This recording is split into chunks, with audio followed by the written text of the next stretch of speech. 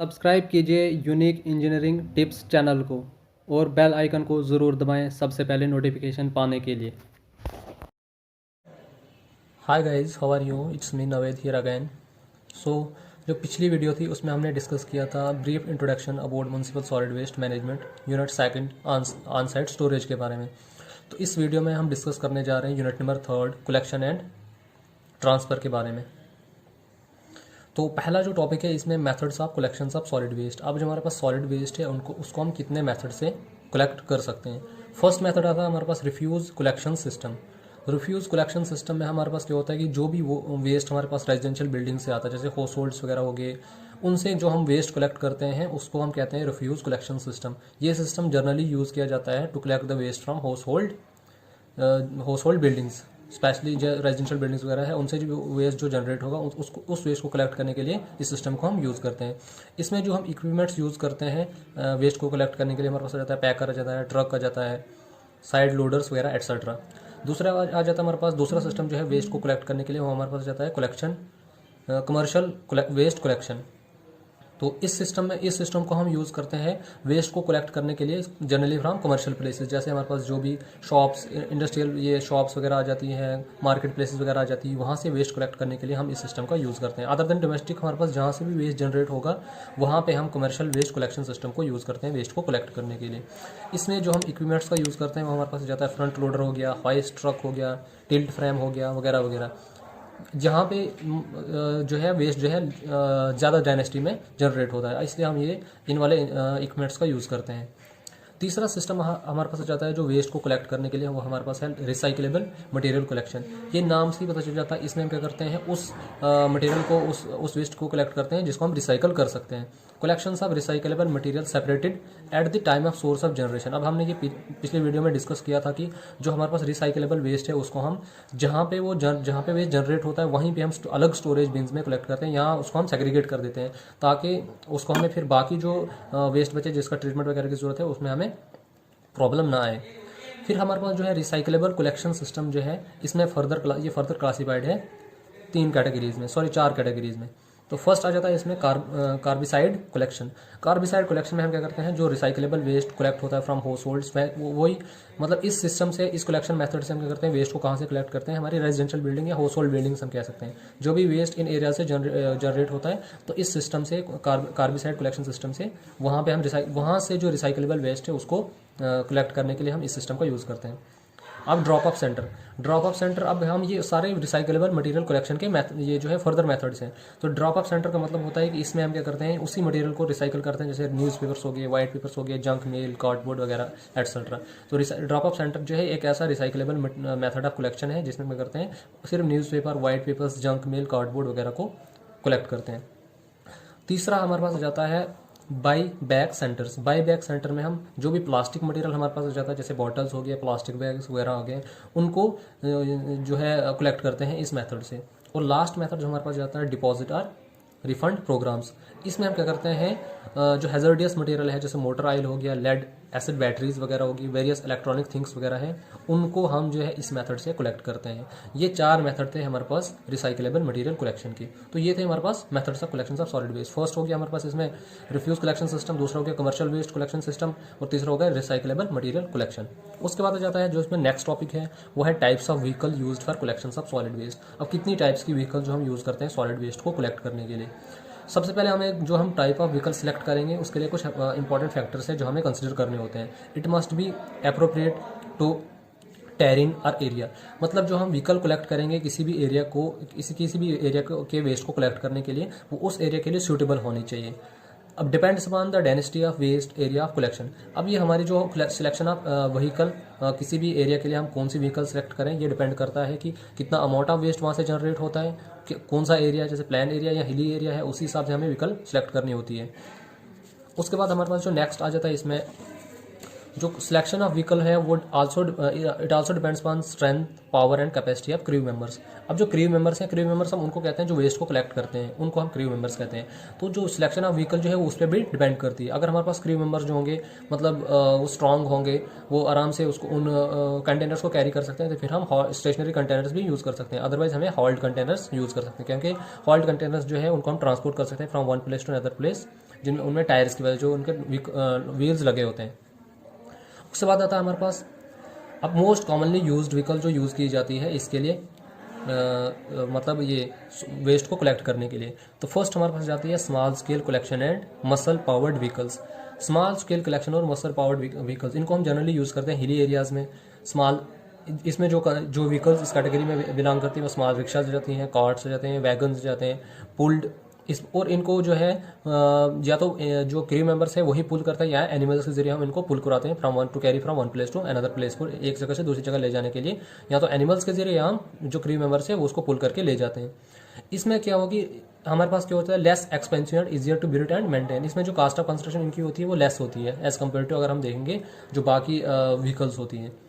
ये सुटेबल है densely populated areas with narrow lens, मतलब ऐसे एरियाज जहाँ पे लेंस जो होंगी मतलब जो रोड्स हैं जो ट्रांसपोर्टेशन रूट्स हैं हमारे पास वहाँ पे नैरो होंगी, बहुत ही मतलब उनकी विड्थ वगैरह कम होगी जो हैवी व्हीकल्स को मतलब वो कैरी नहीं कर पाएंगी।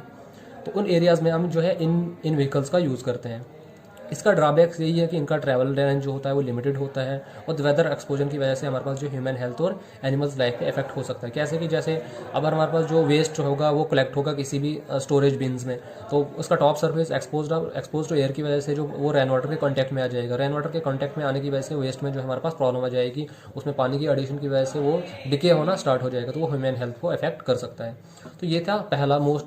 अब दूसरी टाइप ऑफ व्हीकल जो हम वेस्ट को कलेक्ट करने के लिए यूज़ करते हैं वो हमारे पास है नॉन कम्पैक्टर ट्रक।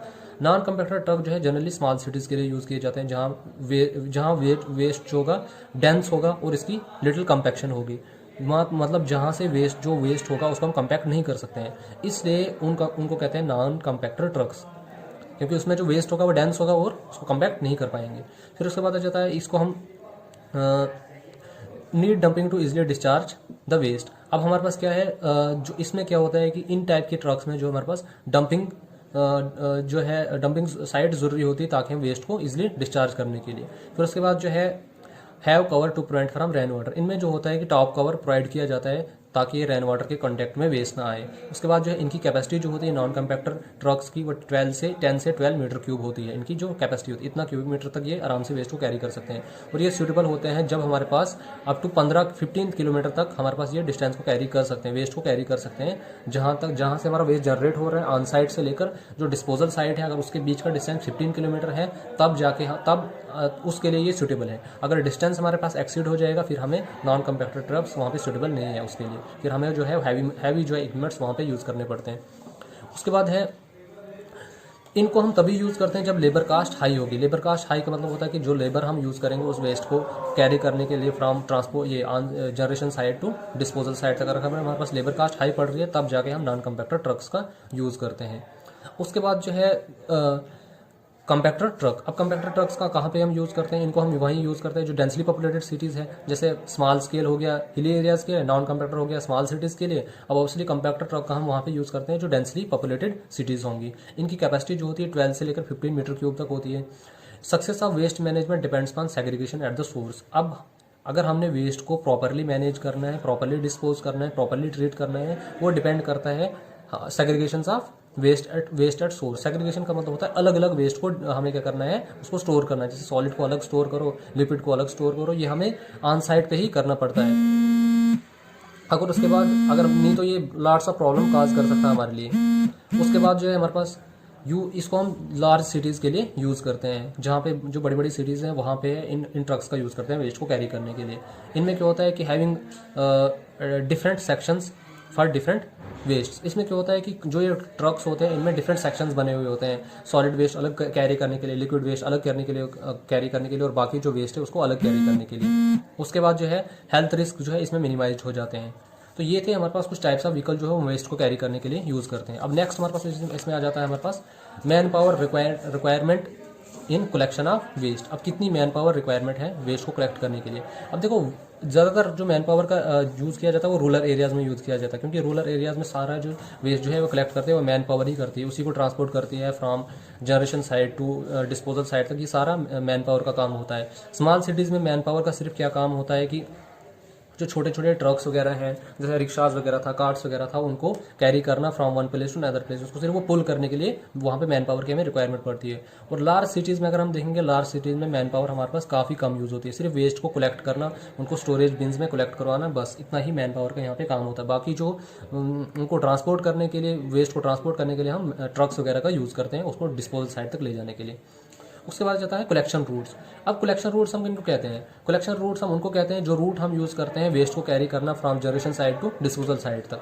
तो सपोज करो ये हमारी जनरेशन साइड है जहाँ से वेस्ट जनरेट हो रहा है, और हमारे पास यहाँ पे जो है ये डिस्पोजल साइट है जहाँ पे हमने वेस्ट को डिस्पोज करना है। तो जो रूट हम कैरी करेंगे इसको वेस्ट को ट्रांसपोर्ट करने के लिए, तो इसको हम क्या कहेंगे, ये हमारे पास रूट कलेक्शन है। अब ये जनरेशन पॉइंट एक ही नहीं हो सकता, ये एक सिटी है, सिटी में मानेंगे तो बहुत सारे नंबर ऑफ जनरेशन पॉइंट्स हमारे पास निकल सकते हैं। तो सारा वेस्ट जो है पहले हम क्या करते हैं, एक ट्रांसफर स्टेशन पे कलेक्ट करते हैं। ट्रांसफर स्टेशन का मतलब होता है कि सपोज करो ये हमारे पास एक सिटी है, यहाँ से भी वेस्ट जनरेट हो रहा है, यहाँ से भी वेस्ट जनरेट हो रहा है, यहाँ से भी वेस्ट जनरेट हो रहा है, यहाँ से भी वेस्ट जनरेट हो रहा है। इन सब पॉइंट का वेस्ट हम पहले किसी कॉमन पॉइंट पे कलेक्ट करेंगे। कॉमन पॉइंट पे कलेक्ट करने के बाद यहाँ पे जो हम इसके बाद जो है फर्दर इसको हम फिर डिस्पोजल साइट तक ट्रांसपोर्ट करेंगे। तो इस स्टेशन को हम कहते हैं ट्रांसफर स्टेशन। इसके बारे में हम नीचे पढ़ेंगे। अब वही नेक्स्ट पॉइंट हमारे पास आ जाता है। अब कलेक्शन रूट्स में क्या होता है कि रूट सेलेक्ट की जाती है ट्रांसपोर्टेशन ऑफ वेस्ट को कैरी करने के लिए जो हम रूट सेलेक्ट करते हैं उनको हम कलेक्शन रूट्स कहते हैं। ये it must consider the route efficient for waste collection. हमने वो रूट सेलेक्ट करनी चाहिए जहाँ से हमारे पास क्या होता है कि हम वेस्ट को एफिशिएंटली कैरी कर सकें या ट्रांसपोर्ट कर सकें। It helps us decrease cost of disposal and management. अगर हम उन रूट्स को सिलेक्ट करेंगे जहाँ से हमारे पास मिनिमम टाइम लग सकता है उसको जनरेशन साइट से और डिस्पोजल साइट तक पहुँचाने के लिए, तो ऑब्वियसली हमारे पास जो कॉस्ट जो है वो मिनिमम हो जाएगी मैनेजमेंट की, सॉलिड वेस्ट मैनेजमेंट की। लेस फ्यूल कंजम्पशन होगी, मतलब अगर हम लेस जो है शॉर्ट रूट्स अगर हम सेलेक्ट करेंगे तो ऑब्वियसली जो फ्यूल कंजम्पशन होगी वो भी कम होगी। फिर डिटेल शेड्यूल ऑफ रूट्स, इसमें हमें क्या करना चाहिए, कलेक्शन रूट्स में हमारे पास डिटेल रूट्स का शेड्यूल हमारे पास प्रिपेयर होना चाहिए पहले कि कहाँ किस सिटी से हमने किस वाले रूट से जो है उसको वेस्ट को कलेक्ट करना है। उससे हमारे पास आसानी हो जाएगी वेस्ट को कलेक्ट करने में। It provides optimum routes. Optimum routes का मतलब होता है कि वो रूट्स जो हमें मैक्सिमम रिजल्ट या मैक्सिमम आउटपुट दे सकती हैं, कि हमारे पास कॉस्ट ऑफ ट्रांसपोर्टेशन कम हो जाएगी और वेस्ट हमारा ज़्यादा जो है वो ट्रांसपोर्ट हो जाएगा। अब नेक्स्ट इसमें जाता है ट्रांसफर स्टेशन मैंने आपको ऑलरेडी यहाँ पे डायग्राम के थ्रू पहले ही समझा दिया था। इसमें हम ट्रांसफर स्टेशन हम उसको कहते हैं कि जो हमारे पास जो पहले जो शॉर्ट स्टेशन आते हैं, मतलब जो जनरेशन पॉइंट होते हैं, वहाँ से हम वेस्ट किसी एक कॉमन पॉइंट पे क्या करते हैं, पहले कलेक्ट करते हैं, फिर इस कॉमन पॉइंट से उसको डिस्पोजल साइट तक, जो मेन डिस्पोजल पॉइंट है वहाँ तक लिया जाता है। तो इस पॉइंट को हम कहते हैं ट्रांसफर स्टेशन। अब इसके बारे में थोड़े से हम डिटेल में पढ़ते हैं। इंटरमीडिएट स्टेशन है between final disposal station and collection station के बीच में। वही मैंने आपको जहां डायग्राम में पहले बता दिया कि एक इंटरमीडिएट स्टेशन है बिटवीन जो ये जनरेशन पॉइंट है और फाइनल पॉइंट के बीच का ये एक इंटरमीडिएट पॉइंट है। ये इसको हम किस लिए यूज करते हैं, to increase the efficiency of system. Efficiency of system इससे कैसे इंक्रीज होती है, अब देखो अगर हम डायरेक्ट पर जनरेशन पॉइंट से इसको ट्रांसपोर्ट करना, हर पॉइंट से अगर हम ट्रांसपोर्ट करने बैठेंगे इसको फाइनल डिस्पोजल तक, तो उसमें हमारे पास कॉस्ट जो है वो ट्रांसपोर्टेशन कॉस्ट ज़्यादा हो सकती है। तो बेटर यही है कि हम पहले इन सब वेस्ट को हम एक किसी कॉमन पॉइंट पे कलेक्ट करें, फिर कॉमन पॉइंट पे कलेक्ट करने के बाद यहाँ से जो है मैन व्हीकल में इसको डाल के एक ही व्हीकल यहाँ पे इसको फाइनल पॉइंट पे ले जा सकती है। अब अगर ये यहाँ से इन एक व्हीकल आए, यहाँ से दो आई, इन सब व्हीकल्स का यहाँ पे जो मैन ट्रक है वो सब वेस्ट जो है एक ही बार ले सकता है फाइनल डिस्पोजल पॉइंट तक। तो उससे हमारे पास एफिशिएंसी बढ़ जाएगी। Smaller collection vehicles transfer their waste to larger vehicles. वही मतलब जो स्मॉलर व्हीकल्स हैं यहाँ से आगे स्मॉलर व्हीकल्स, यहाँ से स्मॉलर व्हीकल्स होगी यहाँ, और यहाँ जो है कॉमन लार्जर व्हीकल जो इस वेस्ट को फिर फाइनल पॉइंट तक ले जाती है। Also acts as processing unit, ये pre processing unit as a pre processing unit भी एक्ट करता है। इसमें हम क्या करते हैं, वेस्ट को कंप्रेस भी इस पॉइंट पे कर सकते हैं। अगर कोई रिसाइकलेबल मटेरियल है वो हम प्रोसेसिंग इस ट्रांसफर स्टेशन पे उसको सेपरेट भी कर सकते हैं। यूनिट कॉस्ट ऑफ हॉलिंग वो भी डिक्रीज हो जाती है। ऑब्वियसली जब हमारे पास एफिशिएंसी डिक्रीज होगी तो यूनिट कॉस्ट जो है वो भी डिक्रीज हो जाएगी। उसके बाद जो है नेक्स्ट पॉइंट आ जाता है selection of location for disposal of waste. अब जिस साइट पे हमने वेस्ट को डिस्पोज करना उस साइट को हमने सेलेक्ट कैसे करना है। सबसे पहला पॉइंट है कि ये फॉर फ्रॉम सिटी होना चाहिए, सिटी से दूर होना चाहिए। दूसरा ये जो है कि अवे फ्रॉम पॉपुलेशन होना चाहिए ताकि जो है पॉपुलेशन पे कोई इफेक्ट ना पड़े उसका। फिर है कि at the centre of the area. अब the centre of the area का मतलब है कि ये ऐसी जगह होना चाहिए जहाँ जो हर जगह से हर पॉइंट से वो इक्वल डिस्टेंस पे हो। उससे क्या होगा कि जो है ट्रांसपोर्टेशन कॉस्ट जो है बाकी एरियाज की वो जो है वो कम हो जाएगी। अवे फ्रॉम वाटर बॉडीज होना चाहिए, मतलब जो हम डिस्पोजल पॉइंट है वो वाटर बॉडीज से दूर होना चाहिए ताकि एक्वेटिक लाइफ पे कोई नुकसान ना हो। Should be at barren land, और बैरन लैंड ये हमेशा बैरन लैंड पे होना चाहिए, जहाँ पे जो कल्टिवेबल लैंड नहीं होगी, ताकि उससे ना तो कल्टिवेबल लैंड पे कोई इफेक्ट पड़ेगा और ना ही कोई और प्रॉब्लम क्रिएट होगी। फॉर फ्रॉम कल्टिवेबल लैंड, और कल्टिवेबल लैंड मतलब जहाँ पे हम एग्रीकल्चरल लैंड है उससे भी ये दूर होना चाहिए। नहीं तो अगर हम एग्रीकल्चरल लैंड के नज़दीक हम उसको बनाएंगे तो उससे क्या हो जाएगी, सॉइल की फर्टिलिटी अफेक्ट करेगी। उसके बाद जो हमारे पास नेक्स्ट आ जाता है कलेक्शन ऑपरेशन ऑफ वेस्ट, कि वेस्ट को हम कलेक्ट कैसे करते हैं, उसके लिए हम क्या ऑपरेशन यूज़ करते हैं। कलेक्शन ऑपरेशन में क्या होता है कि collected by lowest social group due to cultural gap specially in India. India में हम देखते हैं स्पेशली जो हम देखते हैं कि वेस्ट वही कलेक्ट करते हैं जो लोवेस्ट सोशल ग्रुप में जिनको लोवेस्ट माना जाता है। तो ये कल्चरल गैप है स्पेशली इंडिया और बांग्लादेश में। बाकी हम जो हाई क्लास सिटीजन्स हैं वो समझते हैं कि उनकी ये रिस्पॉन्सिबिलिटी नहीं है, लेकिन ये उनका पर्सपेक्टिव गलत है कि हाँ, ये अगर जो भी इंसान इंडिया में रहता है, हर इंसान की ये रिस्पॉन्सिबिलिटी है कि वो वेस्ट को खुले में न फेंके, ओपन प्लेसेस पर न फेंके। और हर इंसान की ये रिस्पॉन्सिबिलिटी है कि जो भी वेस्ट है अगर वो उसको जो है स्टोरेज बिन्स वगैरह में कलेक्ट करे, ताकि हम अपने जो है उसको इंडिया को क्लीन कर सकें। Apart from this, competent authorities still think don't need any kind of trainings, and it creates lots of problems in the field. अब इसके अलावा भी जो competent authorities हमारे पास आ जाती है, जैसे म्यूनसिपल सॉलिड वेस्ट जो डिपार्टमेंट आते हैं हमारे पास, वो ये अभी ये जो है जो क्रू मेंबर्स हैं वो ये सोचते हैं कि उनको कुछ ट्रेनिंग वगैरह की कुछ भी ज़रूरत नहीं है। लेकिन इससे क्या हो जाता है कि अगर हम उनको ट्रेनिंग्स वगैरह नहीं देंगे, अगर उनको हम ये नहीं बताएंगे कि वेस्ट को कैसे कलेक्ट करना है, तो लॉट्स ऑफ प्रॉब्लम्स क्रिएट होती है फील्ड में जब वो एक्चुअली काम करने मतलब वेस्ट को कलेक्ट करने साइड पे जाते हैं। Crew members must be trend properly. इस जो हमारे क्रू मेंबर्स हैं जो वेस्ट को कैरी करते हैं, वेस्ट को कलेक्ट करते हैं, वो प्रॉपरली ट्रेंड होने चाहिए। उनको पता होना चाहिए कौन सा वेस्ट किस बिन में डालना, कौन सा वेस्ट किस स्टोरेज में डालना, कौन से वेस्ट को कैसे कलेक्ट करना है, ताकि वो ड्यूरिंग कलेक्शन जो है कोई प्रॉब्लम ना हो। Collection of waste needs team coordination and sense of social responsibility among the workers. अगर क्रू मेंबर जो है एज अ कोऑर्डिनेट होकर काम करेंगे तो उससे हमारे पास हो जाएगा कि वेस्ट जो है वो इजीली कलेक्ट हो जाएगा और इफेक्टिवली कलेक्ट होगा, कोई प्रॉब्लम ना हो जाएगी। It must be quick. Quick का मतलब है यहाँ पे कि वो जो वेस्ट है उसको क्विकली कलेक्ट करना है। अगर हम जितना ज़्यादा टाइम उसको लेंगे तो उससे हमारे पास उसकी कास्ट इंक्रीज हो सकती है, ट्रांसपोर्टेशन कास्ट, हर चीज़ में वो प्रॉब्लम क्रिएट कर सकता है। तो जो हम कलेक्शन ऑफ वेस्ट होना चाहिए वो क्विकली होना चाहिए। Each crew member should give specific areas of responsibility. Her crew member की अपनी रिस्पॉन्सिबिलिटी होनी चाहिए कि किसने किस एरिया से वेस्ट कलेक्ट करना है। उससे क्या हो जाएगी कि सबको अपनी अपनी रिस्पॉन्सिबिलिटी पता होगी, सबको पता होगी कि मैंने किस एरिया से वेस्ट कलेक्ट करना है। अदरवाइज अगर हम उनको रिस्पॉन्सिबिलिटी नहीं देंगे तो उनमें जो है डिस्प्यूट्स हो सकता है, वो आपस में लड़ने स्टार्ट हो जाएंगे कि मैं इस एरिया से करूँगा, मैं इस एरिया से करूँगा। अगर उनको हम साइड सेलेक्ट करके दें कि आपने इस एरिया से, किसी ने ए पॉइंट से करना है, किसी ने बी पॉइंट से करना है, किसी ने सी पॉइंट से करना है, तो सब अपने अपने एरियाज का वेस्ट जो है इजिली और रैपिडली कलेक्ट करेंगे। तो ये था कलेक्शन ऑपरेशन ऑफ वेस्ट का, हम वेस्ट को कलेक्ट कैसे करते हैं। उसके बाद आ जाता है collection of waste under Indian conditions. अब इंडियन कंडीशन में हम वेस्ट को कैसे कलेक्ट करते हैं। Importance of proper solid waste management is one of the prime functions of the civic body. अब हम हर जो इंडियन सिविक बॉडी है, मतलब हम म्यूनसिपल डिपार्टमेंट को ले लें, उसकी यही मतलब कोशिश रहती है कि वो क्या करें, जो वेस्ट है उसको प्रॉपरली डिस्पोज करें और प्रॉपरली मैनेज करें और प्रॉपरली उसको ट्रीट करें। लेकिन इंडिया में जो है waste management is fundamental requirement for the public health as per Indian standard. ये इंडियन कॉन्स्टिट्यूशन आर्टिकल 48A के मुताबिक वेस्ट मैनेजमेंट जो है एक fundamental requirement for the human health और पब्लिक हेल्थ के लिए जो है ये जो है फंडामेंटल रिक्वायरमेंट है। अगर हम वेस्ट को प्रॉपरली डिस्पोज न करें, वेस्ट को प्रॉपरली ट्रीट न करें, तो वो हो जाएगा कि हमारे पास क्या ह्यूमन हेल्थ के लिए जो थ्रेट हो सकता है, नंबर ऑफ डिजीज काज कर सकता है, जो हमने पहले ही पिछले वीडियोज में डिस्कस कर लिया कि कौन कौन सी डिजीजेज काज होती है अगर हम वेस्ट को इम्प्रॉपर डिस्पोज करें।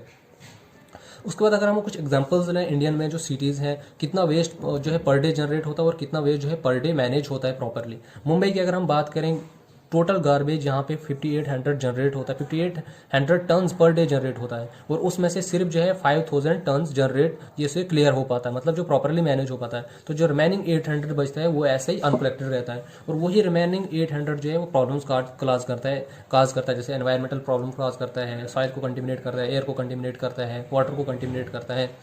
उसके बाद अगर हम देखें कोलकाता में क्या है कि 3500 turns per day waste generate होता है, और उसमें से सिर्फ 3150 टन्स ही क्लियर हो पाता है, जो रिमेनिंग है वो भी फिर अनकलेक्टेड रहता है। वैसे दिल्ली की एग्जांपल है, 3880 turns per day waste generate होता है, उसमें से सिर्फ 2140 टन्स जो है वो क्लियर हो पाता है, बाकी रिमेनिंग जो है वो अनकलेक्टेड रहता है, और यही अनकलेक्टेड वेस्ट फिर नंबर ऑफ प्रॉब्लम्स क्रिएट करता है।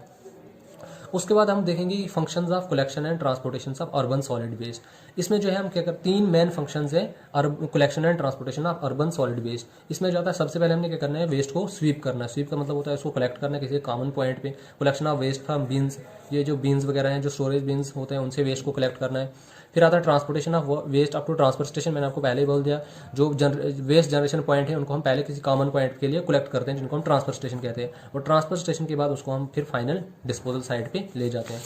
उसके बाद हमारे पास जो आता है कि हमारे पास Indian municipal solid waste management is currently facing lack of resources to tackle the demand of waste disposal. India में कॉमनली जो अगर हम ज़्यादातर देखेंगे, ये भी जो है प्रॉब्लम चल रही है कि वो लैक ऑफ फैसिलिटीज़ और लैक ऑफ रिसोर्सेज की वजह से टोटल सॉलिड को वो प्रॉपर्ली मैनेज नहीं कर पाते। जैसे हमने कुछ सिटीज़ एग्जांपल दी, अभी मुंबई की देखी, दिल्ली की देखी, कि पर डे इतने टन वेस्ट जनरेट होता है, लेकिन सारा का सारा वेस्ट जो है प्रॉपर्ली मैनेज और प्रॉपर्ली डिस्पोज नहीं होता है। तो उस जो बाकी अनकलेक्टेड वेस्ट बचता है वो इन्वायरमेंट के लिए भी थ्रेट है, ह्यूमन लाइफ के लिए भी थ्रेट है और एनिमल्स लाइफ के लिए भी थ्रेट है। तो इंडिया में अभी ये मतलब जो है इंडिया में जो सॉलिड वेस्ट मैनेजमेंट डिपार्टमेंट है वो करंटली फेस करता है number of problem, lack of resources की वजह से वो प्रॉपर्ली सारे वेस्ट को जो है प्रॉपर्ली डिस्पोज नहीं कर पाता है ड्यू टू बजटरी। अब ये प्रॉब्लम्स क्या है, बजटरी कंस्टेंट्स, बजट उनके पास उतना नहीं है कि वो क्रू मेंबर्स को ज़्यादा से ज़्यादा क्रू मेंबर्स लगाएं, वो ज़्यादा व्हीकल्स यूज़ करें, ट्रांसपोर्टेशन वगैरह, वो ये प्रॉब्लम बजट की वजह से आ रही है। दूसरा, इनएडुकेट इक्विपमेंट्स, अब उनके पास इतने इक्विपमेंट्स नहीं है, इतनी मशीन्स वगैरह नहीं है, या इतने रिसोर्सेज नहीं है जिनसे वो क्या कर सकें, प्रॉपरली सॉलिड वेस्ट को मैनेज कर सकें। एक और रीज़न है पुअर प्लानिंग की वजह से। और ये थे तीन मेन रीज़न जिनकी वजह से इंडिया में अभी जो है हमारा सॉलिड वेस्ट जो है प्रॉपर्ली मैनेज नहीं हो पाता है। उसके बाद इंडिया में अगर हम देखेंगे होस्ट टू होस्ट कलेक्शन जो वेरी रेयर है इन इंडिया में। It is estimated that 30 to 40% waste are left uncollected which create serious problems for the animals and human beings. India में अगर हम देखेंगे करेंटली अभी जो है 30 से 40% वेस्ट जो है ऐसा है जो अनकलेक्टेड रहता है, जो कलेक्ट हो ही नहीं पाता है। तो उसकी वजह से अब ये जो अनकलेक्टेड वेस्ट है, मैंने आपको पहले बोल दिया, अगर अनकलेक्टेड वेस्ट है वो प्रॉब्लम्स काज कर सकता है। जैसे किसके लिए प्रॉब्लम कर सकता है, ह्यूमन हेल्थ के लिए, ह्यूमन लाइफ के लिए प्रॉब्लम कर सकता है, ह्यूमन बींग्स एनिमल्स के लिए प्रॉब्लम काज कर सकता है। तो ये था कुछ brief introduction about collection of waste को हम कैसे कलेक्ट करते हैं, कौन कौन से जो हमारे पास ये कौन कौन से व्हीकल्स हम यूज़ करते हैं वेस्ट को कलेक्ट करने के लिए from one place to another place, location को हम कैसे सिलेक्ट करते हैं। फिर उसके बाद हमने देखा कुछ कलेक्शन रूट्स, ट्रांसफर स्टेशन वगैरह। तो ये थी कुछ brief introduction about municipal solid waste management unit 3 जो कलेक्शन ऑफ ये वेस्ट था। Thanks for watching unique engineering tips. अगर आपको हमारी ये वीडियो पसंद आई होगी तो वीडियो को लाइक कीजिए, शेयर कीजिए, कमेंट कीजिए और चैनल को सब्सक्राइब करना ना भूलें। और प्लीज़ बेल आइकन ज़रूर दबाएं ताकि जब भी मैं नई वीडियो अपलोड करूं तो आप तक सबसे पहले नोटिफिकेशन पहुंचे। और प्रीवियस वीडियोस जितनी मैंने अपलोड की है उनकी जो PDFs हैं वो डिस्क्रिप्शन में अवेलेबल हैं, तो आप वहां से उनको डाउनलोड कर सकते हैं। Thank you so much.